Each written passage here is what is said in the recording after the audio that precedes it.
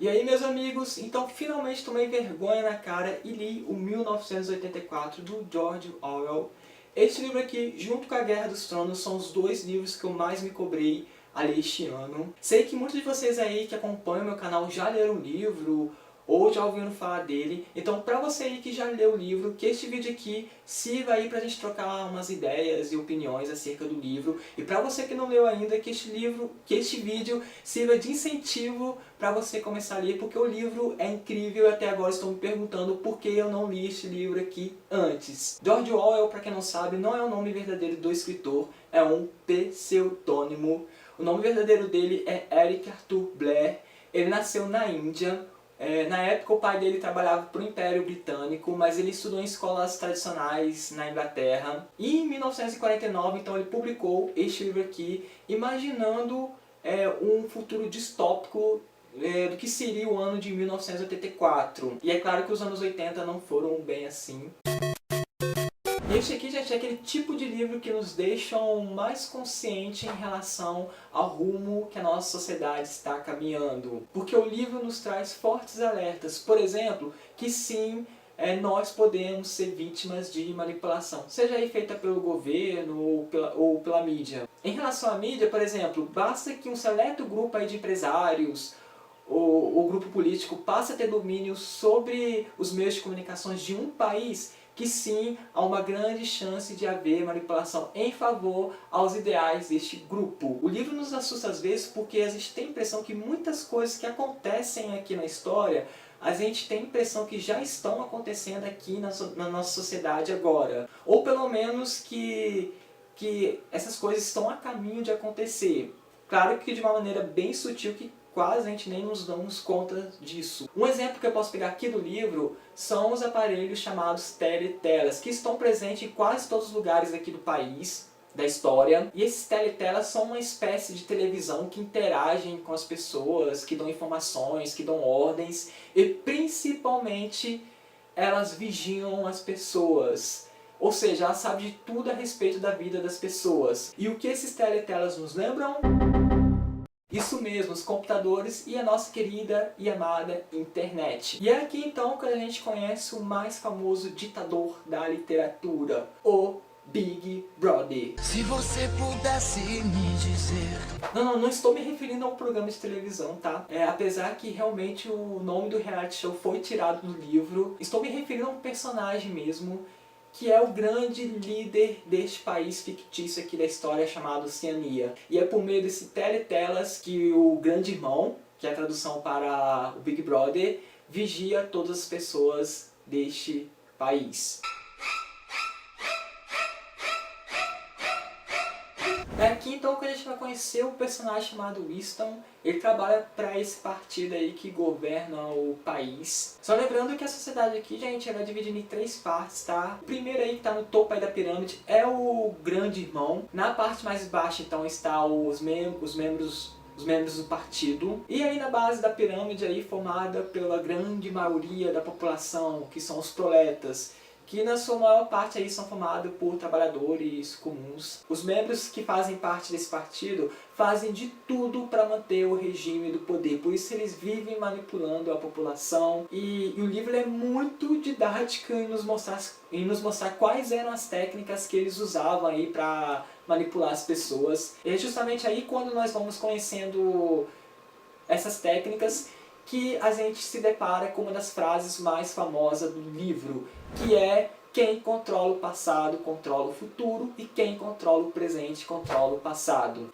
E é justamente isso que o partido faz. Eles destruíram todos os registros do passado, tudo que pudesse comprometer então o governo, reeditaram jornais, destruíram livros, e desse modo eles criaram um novo passado que favorecia tremendamente o partido. Ninguém questionava isso porque a população tinha uma memória super fraca, graças aí às técnicas também usadas pelo partido, que deixaram a população totalmente superficial, desprovidas aí de qualquer pensamento, argumentação e raciocínio próprio. Por isso as pessoas nem percebiam quando o passado era mudado.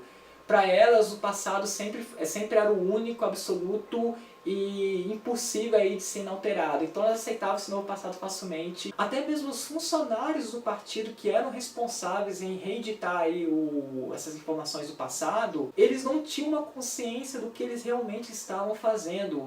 Eles tinham até medo de questionar, porque até você questionar as ordens do governo eram crimes aqui neste país. Mas esse personagem Winston, ele era diferente, ele tinha uma consciência um pouco maior do que ele estava fazendo e ele questionava isso, mesmo que isso sendo uma coisa muito perigosa ali. Até que num certo dia acaba aparecendo ali no meio do material dele de trabalho uma prova física de que o passado era por vezes mudado. Que era na verdade uma página de um jornal antigo, assim, de um jornal publicado antes da Revolução.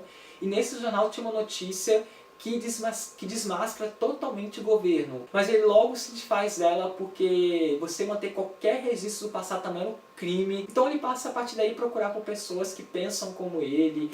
Ele começa a procurar por pessoas mais velhas que lembram de como era o passado antes da Revolução. Aqui o partido chama de Revolução.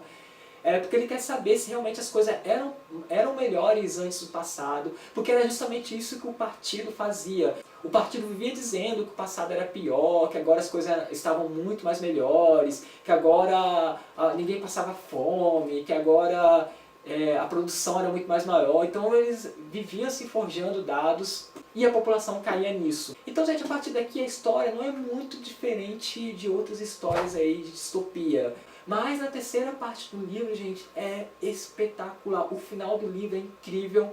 A última vez que o final me prendeu tanto, gente, foi o final do 2001, Odisseia no Espaço. Que você começa a ler e você não quer parar. Então é a partir daí que você começa a entender tudo mesmo o que está acontecendo nessa sociedade. Que tudo fica realmente claro. E todo o conceito que o George Orwell está tentando passar pra gente, a gente começa a entender melhor. Às vezes nós temos a impressão, pela época que o livro foi publicado, que as críticas aqui são voltadas aí diretamente pro comunismo soviético na época sob o comando aí do Stalin, ou também aí o próprio nazismo do Hitler. Mas isso aí, gente, é interpretar o livro assim bem no pé da letra, porque as críticas do livro vão muito mais além disso. Na verdade, ele critica qualquer forma de excesso de poder de qualquer governo, de qualquer tipo de governo. O livro nos traz outros alertas aí muito interessantes, como por exemplo sobre o duplo pensar, que é um nome que o próprio George Orwell aí criou aqui no livro. O que seria esse duplo pensar? Seria então você ter dois pensamentos contraditórios ao mesmo tempo. E isso é uma coisa que a sociedade deste livro aqui está assim totalmente dominada. Mas é uma coisa que também já acontece há muito tempo na nossa sociedade aqui. Por exemplo, quando você diz que é contra fábricas que poluem aí os rios, participa até de protestos aí contra isso daí, mas você é aquela pessoa que todo dia pega o carro pela manhã só para ir na padaria que fica ali perto para comprar pão. Ou seja, você está queimando gasolina aí na atmosfera. Esse duplo pensar, gente, ele é muito importante para esse regime. Eles usam muito isso. Por isso esse alerta do George Orwell, que ele fala como isso é perigoso aí para nossa sociedade.